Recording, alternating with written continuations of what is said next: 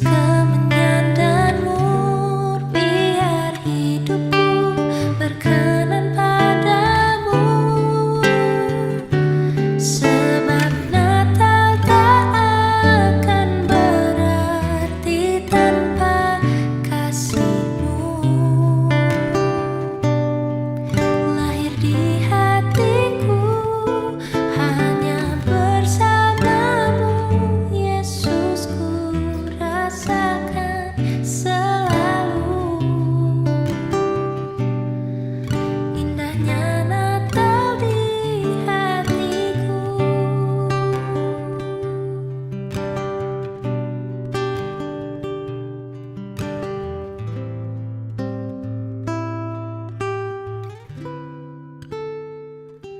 Sebab Natal tak akan berarti tanpa kasih-Mu.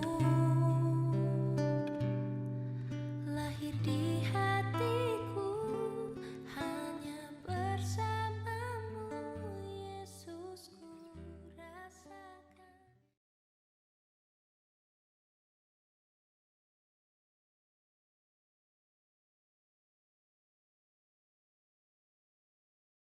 Shalom, selamat pagi.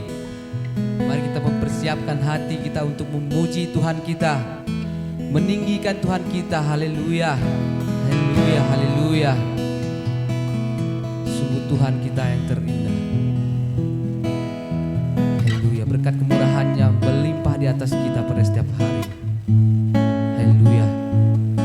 Kita ada pada saat ini bukan karena kekuatan kita sendiri, oleh karena berkat Tuhan. Haleluya.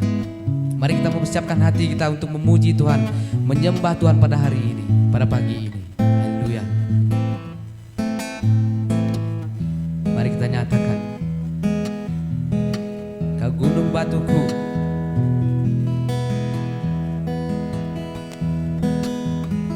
Kau gunung batuku, dan Kau kota bentengku, tak akan ku ragu.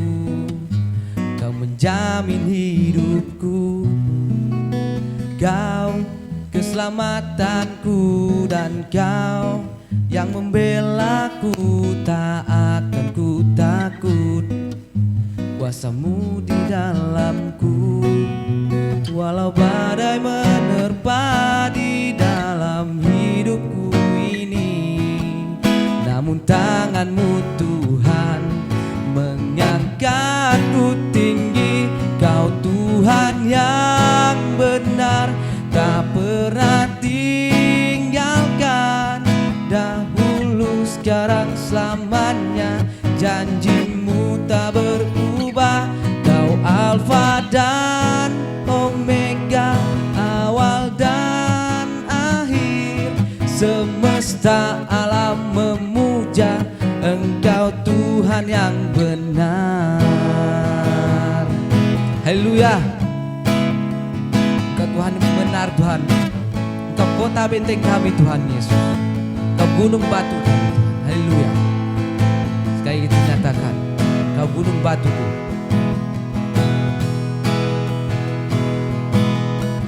Kau gunung batuku, dan Kau kota bentengku, tak akan ku ragu.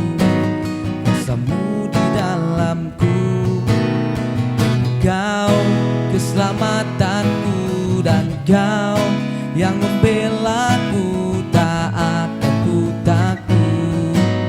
Kau menjamin hidupku, walau badai menerpa di dalam hidupku ini, namun tangan-Mu Tuhan mengangkatku tinggi. Kau Tuhan yang benar, tak pernah tinggalkan. Dahulu, sekarang, selamanya, janji-Mu tak berubah. Kau Alfa dan Omega, awal dan akhir. Semesta alam memuja Engkau Tuhan yang benar. Kau Tuhan yang benar. benar, tak pernah tinggalkan. Dahulu, sekarang, selamanya, janjimu tak berubah. Kau Alfa dan Omega, awal dan akhir. Semesta alam memuja, semesta alam memuja, semesta alam memuja Engkau Tuhan yang benar. Haleluya.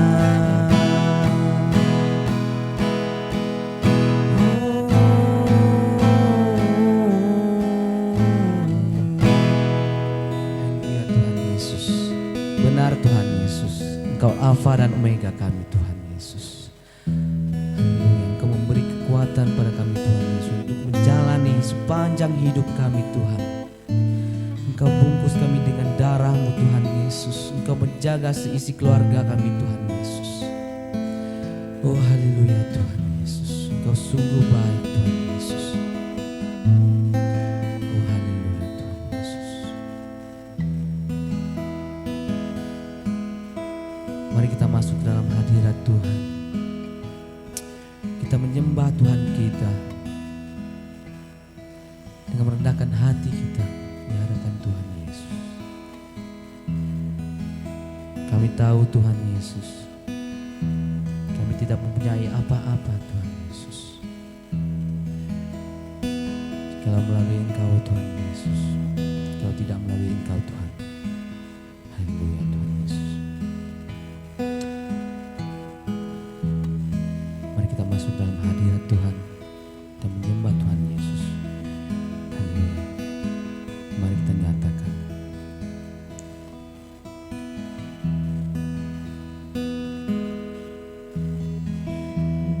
Yesus, selidiki aku, lihat hatiku,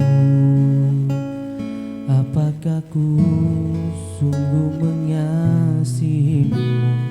Yesus, Kau yang Maha Tahu dan menilai hidupku, tak ada yang tersembunyi bagimu. Selidiki aku, lihat hatiku, apakah ku sungguh mengasihimu. Yesus, Kau yang Maha Tahu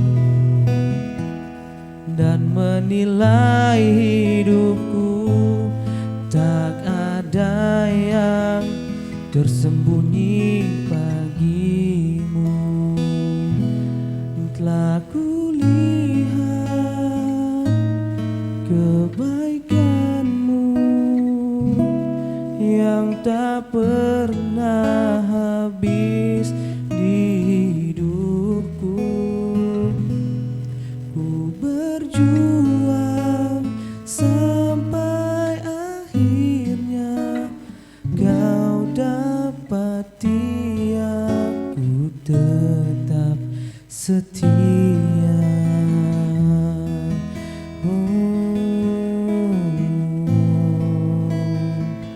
Terima kasih Tuhan. Haleluya Tuhan Yesus. Sekali kita nyatakan selidiki hati. Selidiki aku, lihat hatiku, apakah ku sungguh mengasihimu. Yesus, Kau yang Maha Tahu dan menilai hidupku, tak ada yang tersembunyi bagimu. Telah kulihat kebaikan-Mu yang tak pernah habis di hidupku.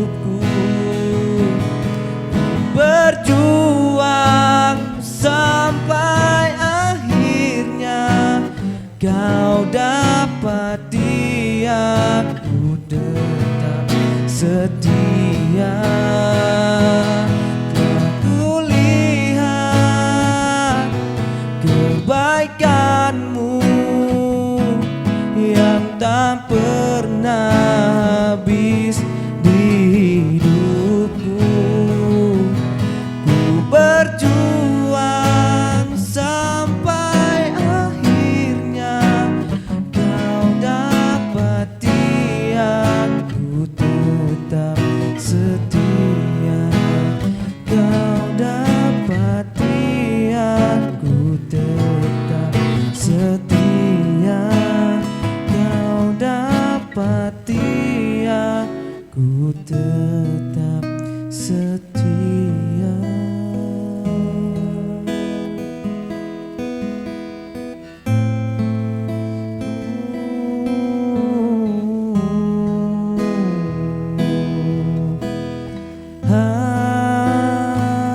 Haleluya,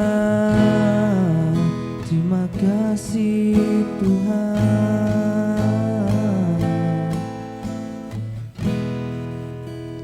Haleluya Tuhan Yesus, mari kita tetap menyembah Tuhan kita. Oh Tuhan, sentuh setiap hati kami Tuhan Yesus. Ubah hidup kami Tuhan Yesus menjadi yang lebih baik ya Tuhan Yesus. Haleluya Tuhan Yesus. Haleluya Bapa.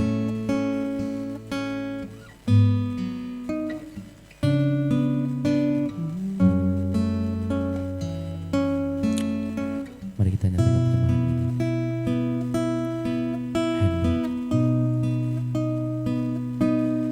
Bapa, sentuh hatiku, ubah hidupku menjadi yang baru, bagai emas yang murni. Kau membentuk berjana hatiku. Bapa, ajarku mengerti sebuah kasih yang selalu memberi, bagai air mengalir yang tiada pernah berhenti.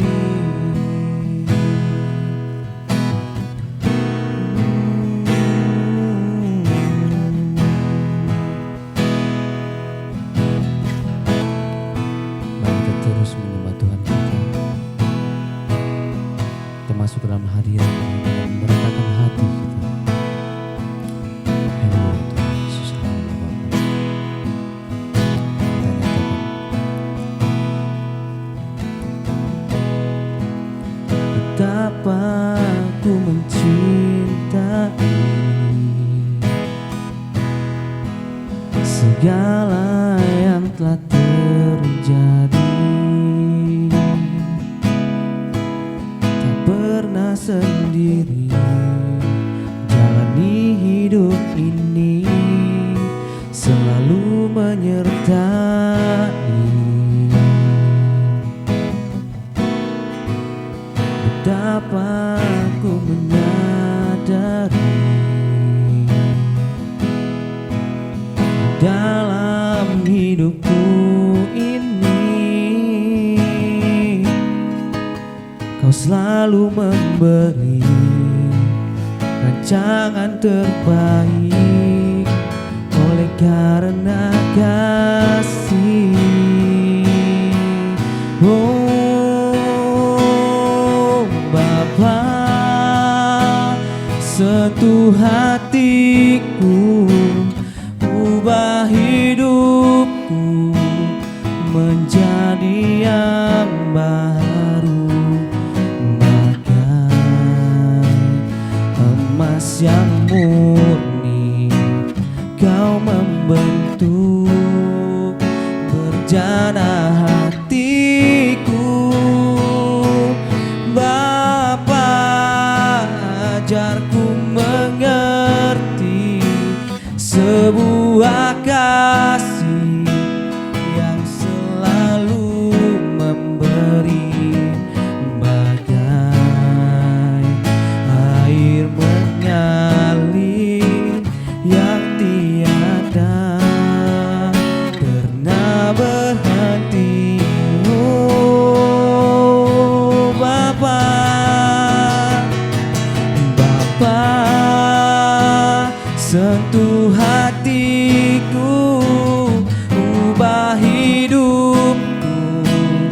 menjadi yang baru, bagai emas yang murni.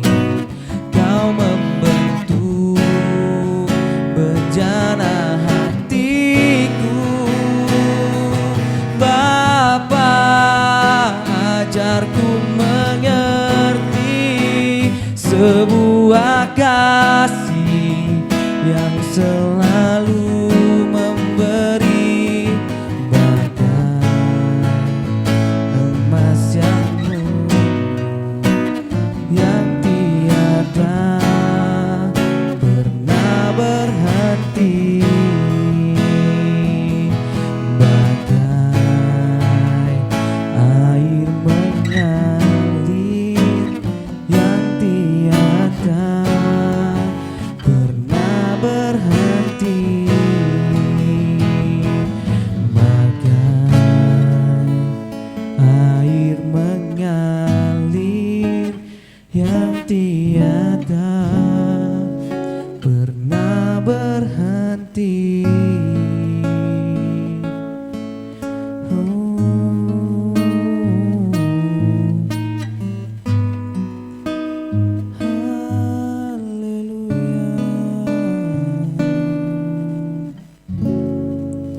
Terima kasih Tuhan.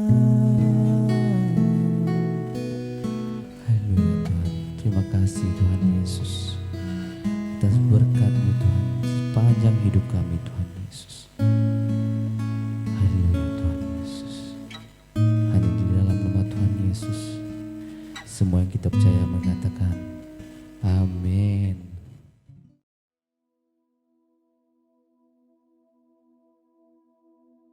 Shalom jemaat Tuhan. Pada hari ini kita akan belajar daripada firman Tuhan yang saya pilih daripada Injil Yohanes, ya, tentang Injil Yohanes yang ditulis oleh Yohanes, ya, murid Tuhan Yesus. Dan Yohanes bersaksi tentang Yesus, ya. Dia bersaksi tentang Yesus. Yaitu kita mulakan daripada pembacaan kita, yaitu daripada Yohanes pasal yang pertama, ayat yang pertama, ya. Saya akan baca begini. Jadi tema kita adalah firman yang menjadi manusia. Itu dari teks Yohanes bab 1 pasal yang pertama sampai yang kelima, ya. Saya akan baca begini. Pada mulanya adalah firman. Firman itu bersama-sama dengan Allah dan firman itu adalah Allah. Ia pada mulanya bersama-sama dengan Allah. Dan segala sesuatu dijadikan oleh Dia. Dan tanpa Dia, tidak ada sesuatu pun yang telah jadi dari segala yang dijadikan. Di dalam Dia ada hidup. Dan hidup itu adalah terang manusia. Terang itu bercahaya di dalam kegelapan. Dan kegelapan itu tidak menguasainya. Nah, itu teks kita daripada pasal yang pertama, ayat pertama sampai kelima, ya. Jadi teks yang kita akan fokus di sini adalah dalam teks yang ke-14. Jadi 14 bunyi begini. Firman itu telah menjadi manusia dan diam di antara kita, dan kita telah melihat kemuliaannya, yaitu kemuliaan yang diberikan kepadanya sebagai anak tunggal Bapa, penuh kasih dan kebenaran. Itu teks yang kita akan belajar pada hari ini. Jadi mari kita berdoa. Haleluya Tuhan, kami bersyukur sekali lagi ya Tuhan, pada hari ini kami dapat bersama-sama untuk mendengar daripada firman-Mu. Kiranya firman-Mu yang akan memberi kami kekuatan, memberi sentuhan yang baru dalam hati kami, supaya kami dapat memaknai hari kelahiran Kristus sebagai juru selamat kami daripada dosa kami, yang telah menang, yang telah bangkit untuk membenarkan kami yang berdosa ini. Inilah doa kami, kiranya melalui firman-Mu ini Tuhan akan memberikan kekuatan yang baru. Kami mulakan ibadah kami dalam nama Tuhan Yesus Kristus, kami berdoa. Amin. Jadi mari kita perhatikan di dalam teks yang pertama tadi, yang saya bawa kita itu adalah, pada mulanya, dikatakan begitu, adalah firman. Dan firman itu bersama-sama dengan Allah. Dan firman itu adalah Allah. Ya, firman itu ada bersama dengan Allah itu pada mula-mulanya. Dan segala sesuatu juga dijadikan oleh Dia, dan tanpa Dia tidak ada sesuatu pun yang telah jadi dari segala yang telah dijadikan. Dan di dalam Dia, di dalam firman itu ada hidup, dan hidup itu adalah terang. Dan terang itu bercahaya di dalam kegelapan, dan kegelapan itu tidak menguasainya. Ya, ini adalah daripada tulisan Yohanes ya. Kenapa dia menulis ini adalah karena dia sedang bertentangan dengan ajaran-ajaran yang lain, ya, ajaran-ajaran filsafat, yaitu Gnostik. Ya, ini yang sebab itulah Yohanes menulis pada mulanya adalah firman. Mungkin pada yang lain itu adalah pada mulanya adalah air, pada mulanya adalah tanah. Tapi Yohanes menulis di sini adalah pada mulanya adalah firman. Ya. Dan teks yang ke-14 itu, ayat yang ke-14 dia mengatakan firman itu telah menjadi manusia dan diam di antara kita, dan kita telah melihat kemuliaannya, yaitu kemuliaan yang diberikannya kepadanya sebagai anak tunggal Bapa. Itu yang dikatakan Yohanes ini. Ini adalah berkaitan dengan pribadi Allah Tritunggal ya. Ini dia mengatakan pribadi kedua, yaitu firman yang menjadi manusia. Bukan Bapa yang menjadi manusia, tetapi firman ya. Firman yang menjadi manusia, yang penuh kasih dan kebenaran. Dan firman itu menjadi manusia itu kenapa? Ya, mungkin kita seringkali mendengar kita hanya berfokus kepada berkat-berkat yang dibawa oleh Kristus. Ya, tapi saya mau kita perhatikan yang pertama adalah firman itu membawa kehidupan kekal. Jikalau kita masuk ke dalam bab yang seterusnya, dalam bab yang ketiga, kita boleh lihat di dalam ini satu teks yang terkenal ya, yang sering kali dikutip. Kita lihat dia kata begini, karena begitu besar kasih Allah akan dunia ini, sehingga Dia mengaruniakan anaknya yang tunggal, supaya setiap orang yang percaya kepadanya tidak binasa, melainkan beroleh hidup yang kekal. Itu yang dia bawa ya. Firman itu menjadi manusia tadi adalah supaya dia boleh membawa hidup yang kekal kepada yang percaya kepadanya. Dari kesaksian Yohanes Pembaptis juga mengatakan bahwa barang siapa percaya kepada anak, ia beroleh hidup kekal. Nah, ada hidup kekal ya. Tapi barang siapa tidak taat kepada anak, ia tidak akan melihat hidup, melainkan murka Allah tetap ada di atasnya.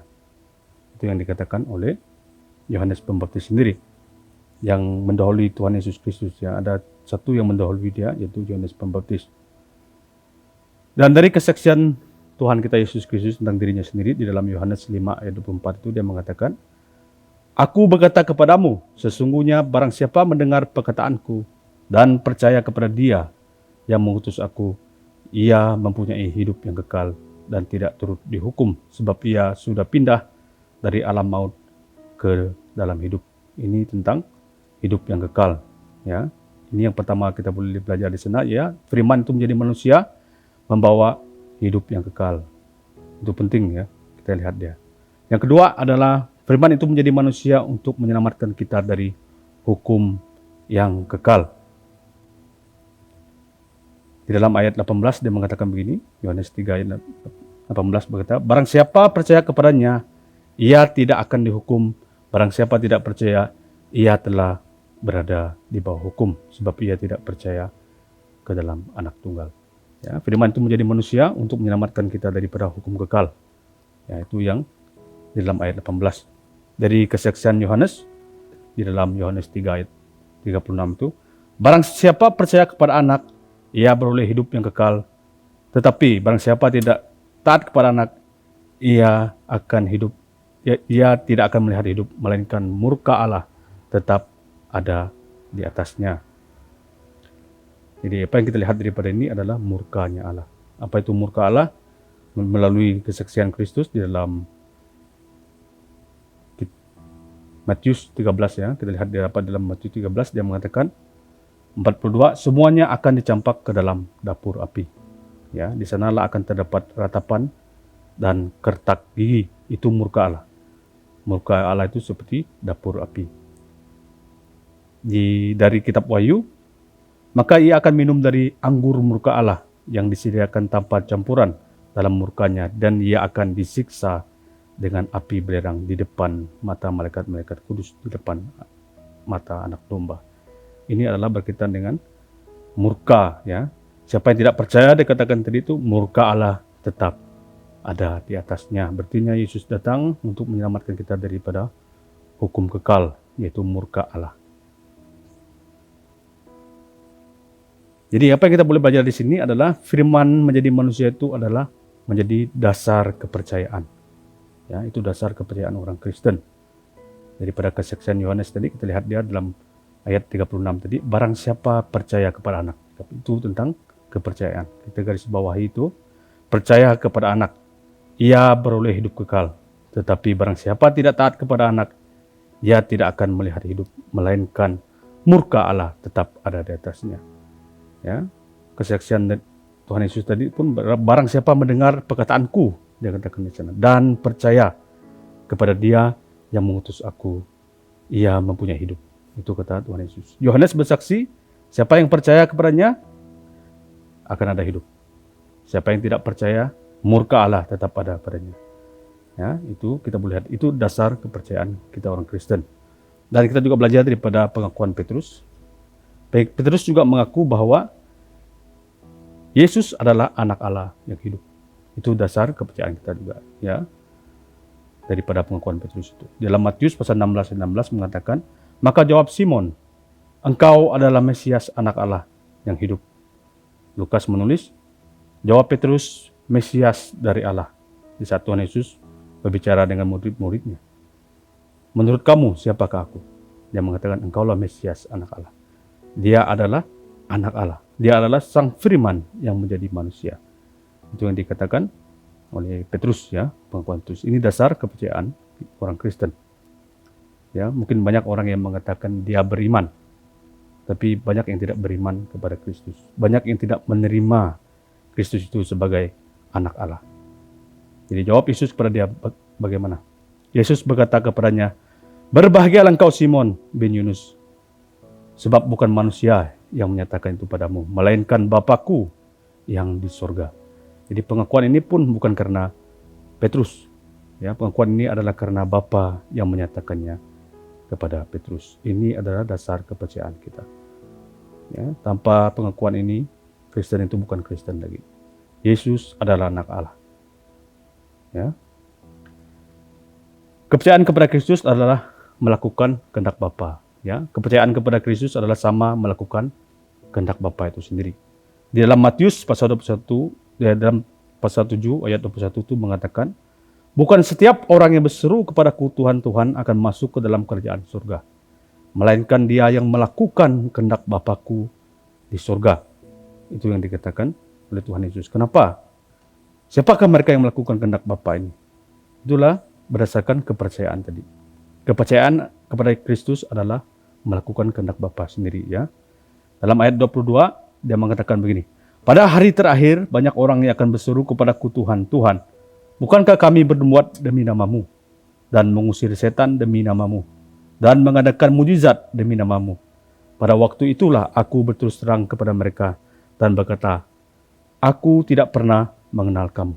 Enyahlah daripadaku, kamu sekalian pembuat kejahatan. Itu yang dikatakan oleh Yesus, ya. Apa kaitannya dengan melakukan kehendak Bapa? Ya. Dalam ayat 22 itu kita melihat, bukankah mereka ini berbuat demi nama Tuhan? Dan bukankah mereka juga mengusir setan demi nama Tuhan? Jadi apa kaitannya dengan melakukan kehendak Bapa? Ini kalau kita masuk dalam Yohanes 6, dalam Yohanes pasal 6 ayat 28, di saat orang ramai mencari Tuhan Yesus. Di saat dia sudah melakukan mukjizat, lalu dia menyingkir, dan orang ramai mencari dia. Lalu mereka temui mereka di seberang danau, ya. Apa kata mereka kepada dia? Lalu mereka berkata kepada Tuhan Yesus, apakah yang harus kami perbuat supaya kami mengerjakan pekerjaan yang dikehendaki Allah? Ya, seperti dalam Matius 7 tadi dia mengatakan, melainkan dia melakukan kehendak Bapa-Ku. Jadi orang ramai ini mengatakan pada Yesus, apa yang harus kami perbuat supaya kami mengerjakan pekerjaan yang dikehendaki oleh Allah? Ya, apa jawab Yesus pada mereka? Dalam ayat 29 jawab Yesus pada mereka, inilah pekerjaan yang dikehendaki Allah, yaitu hendaklah kamu percaya kepada Dia yang diutus Allah. Inilah sebenarnya yang dikatakan pekerjaan yang dikehendaki oleh Bapa, yaitu yang percaya kepada Dia yang diutus Allah itu, yaitu Kristus. Bila kita masuk dalam Matius 7 tadi itu, kita lihat dari bagaimana kita menafsir firman ini dengan firman sendiri dan mengatakan, melainkan dia melakukan hendak Bapakku. Walaupun mereka ini dalam ayat 22 itu berusaha untuk melakukan sesuatu demi nama Tuhan, tapi kata Tuhan pada mereka, mereka itulah pembuat kejahatan. Sebab mereka tidak percaya kepada Kristus. Mereka percaya kepada usaha mereka sendiri, yaitu mereka berbuat, mereka mengusir setan demi nama Tuhan. Tapi Tuhan, di mata Tuhan itu adalah mereka sebagai sekalian pembuat kejahatan. Dasar dia adalah mereka yang percaya kepada Kristus. Itu yang menjadi dasar kita, ya, kepercayaan kepada Kristus. Jadi, sebagai kesimpulan bagi kita, firman menjadi manusia. Ajaran ini yang perlu diberitakan, ya. Firman menjadi manusia ini, ajaran ini perlu diberitakan karena ini adalah yang paling dasar. Yang kita lihat dia adalah tentang kepercayaan kepada Kristus. Ada banyak yang mengaku percaya kepada Allah, tapi mereka tidak mengaku, mereka tidak menerima Kristus sebagai anak Allah. Ataupun mungkin mereka menolak kematian dia. Ya, mereka percaya pada Yesus, tapi mereka menolak kematian dia. Mereka percaya dia lahir daripada seorang perawan, tapi mereka menolak penebusannya yang terjadi di atas kayu salib. Jadi ajaran ini perlu diberitakan, ya, perlu diberitakan supaya orang mengenal siapa Kristus. Jikalau saya berbicara dengan anak buah saya selalu tanya dia begini, menurut kamu siapa Yesus? Ya pasti akan keluar dengan teks Yohanes ini. Yesus adalah firman, ya, sang firman yang menjadi manusia, yang mati untuk dosa saya, yang mati, yang hidup untuk membenarkan saya. Itu jawaban dia kepada saya. Ya, kita perlu ajarkan ini setiap hari. Bahwa Injil itu, bahwa firman yang menjadi manusia itulah yang perlu kita ajarkan bagi orang lain. Jadi maksud Injil ini ditulis pun adalah untuk melawan pengajaran-pengajaran yang bertentangan, ya. Yohanes menulis ini pun karena dia melawan Gnostik pada saat itu dengan mempertahankan keyakinan orang Kristen, ya, supaya orang yang tidak percaya boleh menjadi percaya kepada Kristus. Seperti yang kita lihat tadi itu, dia membawa kehidupan kekal supaya orang yang tidak percaya kepada dia sebagai anak Allah, mereka boleh percaya. Itu juga daripada pengajaran firman yang menjadi manusia ini. Dan yang terakhir, supaya kita yang sudah percaya ini tetap percaya. Itu juga tujuan Yohanes menulis surat ini, supaya orang yang sudah percaya tetap percaya, supaya orang yang tidak percaya boleh menjadi percaya melalui pemulaan yang kita lihat di sini. Pada mulanya adalah firman. Ya, ayat 14 mengatakan, dan firman itu menjadi manusia. Nah, itulah yang kita akan rayakan pada 25 hari bulan Desember ini. Jadi kiranya kita memaknai hari kelahiran Tuhan kita, yaitu firman ataupun logos yang menjadi manusia, dengan tetap percaya kepadanya dan beritakanlah dia, ya, sang firman yang telah lahir menjadi manusia untuk menyelamatkan kita, ya. Dia telah menyerahkan nyawanya menjadi tebusan bagi banyak orang, yang olehnya kita beroleh kepercayaan penuh, yaitu menanti kehidupan kekal di dalam meterai Roh Kudus, ya, yang dia berikan untuk menyertai kita sampai kedatangannya untuk kedua kalinya. Segala kemuliaan hanya bagi Tuhan. Jadi mari kita berdoa. Saya akan pimpin kita dalam doa. Pujian syukur kami naikkan pada Tuhan daripada renungan kami pada hari ini. Sebab Engkaulah firman, pribadi kedua daripada Allah Tritunggal, yang telah menjadi manusia, yang tinggal bersama dengan kami, yang telah mati di kayu salib ganti dosa kami. Malah Engkau telah hidup Tuhan untuk membenarkan kami yang berdosa ini. Kiranya melalui firman-Mu ini Tuhan akan memberi kami satu sentuhan yang baru lagi Tuhan, di mana kami yang sudah percaya kepada Engkau akan tetap percaya, bahkan akan terus mencari kebenaran-Mu melalui firman-Mu yang tertulis di dalam Alkitab ini, ya Tuhan Yesus Kristus. Karena firman-Mu adalah makanan bagi jiwa kami. Firman-Mu adalah pelita bagi kaki kami. Karena Engkaulah Kristus Yesus yang datang untuk menyelamatkan kami daripada dosa kami, menyelamatkan kami daripada hukum yang kekal. Kiranya pada bulan Desember ini Tuhan, di saat kami merayakan hari kelahiran Tuhan Kristus, Juru Selamat kami akan lebih mengerti, kami akan lebih mengenal yaitu Sang Firman yang telah menjadi manusia. Inilah doa kami, di dalam nama Tuhan Yesus Kristus kami berdoa. Amin.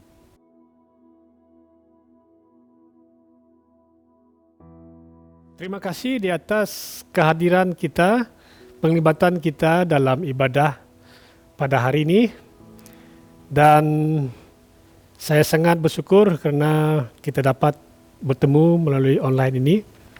Dan beberapa pengumuman yang perlu kita disampaikan kepada kita pada hari ini adalah yang pertama yaitu doa puasa 21 hari bagi tahun 2022 akan bermula pada 2 dan akan diselesaikan pada 23 Januari.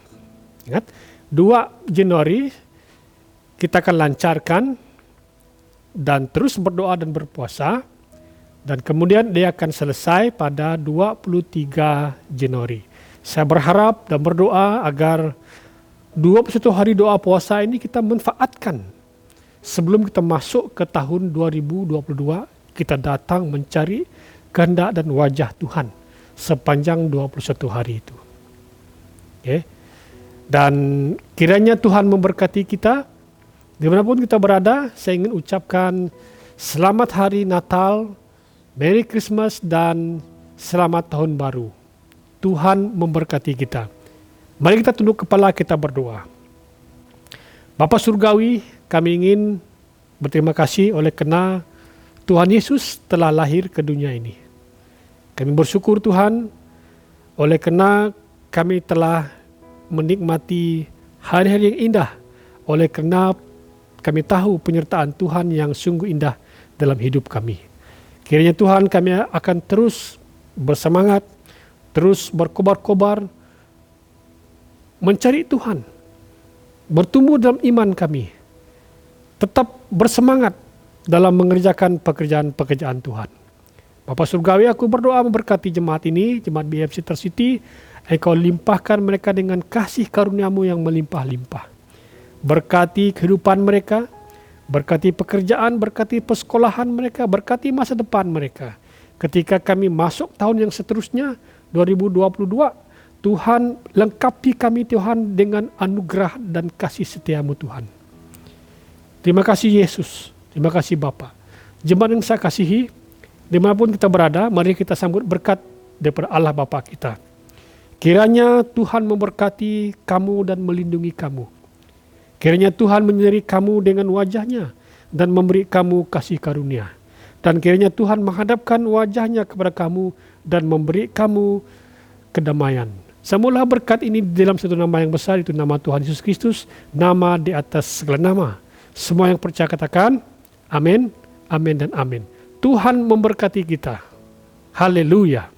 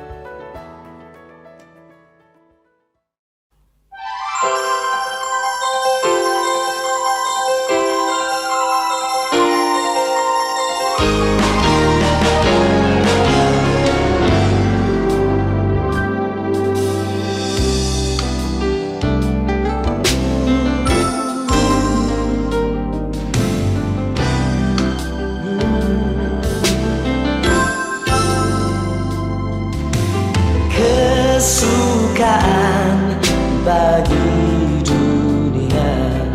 Menebus datanglah, beri hatimu kepadanya. Sekalian nyanyilah, sekalian